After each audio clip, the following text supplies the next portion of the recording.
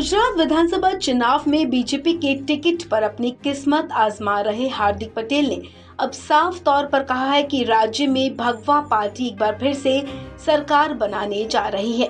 उन्होंने अपने बयान में कहा कि हम अपनी जीत सुनिश्चित करेंगे। हार्दिक पटेल ने दावा किया कि बीजेपी की सरकार 150 से ज्यादा सीटों के साथ बहुमत से सरकार बनाने जा रही है। विरमगाम से बीजेपी उम्मीदवार हार्दिक पटेल ने न्यूज एजेंसी से खास बातचीत में कहा कि बीजेपी ने जो जिम्मेदारी मुझे दी है उस पर मैं खरा उतरने की कोशिश करूंगा। इसके साथ ही उन्होंने कांग्रेस और आम आदमी पार्टी पर भी निशाना साधा।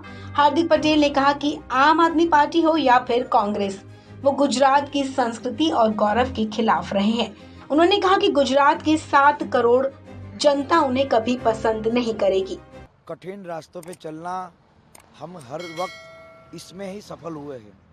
तो इस सीट से भी 10 साल से भले ही कांग्रेस हो, लेकिन इस सीट पे मेरी ये जन्मभूमि है, मेरी ये कर्मभूमि है, मेरी ये मातृभूमि है। तो निश्चित रूप से यहाँ के लोग हमें स्वीकारना चाहेंगे। और जिस तरह से पिछले 5 महीनों से यहाँ सोशल वर्क के माध्यम से लोगों का काम किया है, तो यहाँ के लोगों को भी ये लगता है कि नौजवान है, ये हमारा काम करेगा। तो 10 साल का जो सूखा है विकास का, उस विकास के सूखे को हरा भरा करने का काम करेंगे। और देश के प्रधानमंत्री से नरेंद्र भाई मोदी की जो विभिन्न योजनाएं हैं हर तहसील के लिए, हर जिले के लिए, उसको यहाँ पहुँचाने का काम करेंगे ताकि विकास की गतियों को हम और ज़्यादा बढ़ा सकें। लास्ट टाइम भी ये तो कुछ नहीं, उससे भी बड़ा आंदोलन था, लेकिन जब चुनाव में वोट देने की बात आती है तो लोग भारतीय जनता पार्टी को देते हैं, क्योंकि लोगों को भरोसा भारतीय जनता पार्टी पर है। आम आदमी पार्टी हो या कांग्रेस हो, दोनों गुजरात की संस्कृति, गुजरात के अस्मिता और गौरव के खिलाफ रहे। तो गुजरात के 7 करोड़ लोग उनको कभी पसंद नहीं कर सकते। हार्दिक पटेल और अल्पेश ठाकुर, 2 इम्पोर्टेंट और अहम चेहरे जो दिख रहे हैं, युवा चेहरे जो बीजेपी से उतरे हुए हैं, ये दोनों बीजेपी को किस तरीके से जीत सुनिश्चित करवाएंगे? हमारी असेंबली को हम जीत सुनिश्चित कराएंगे।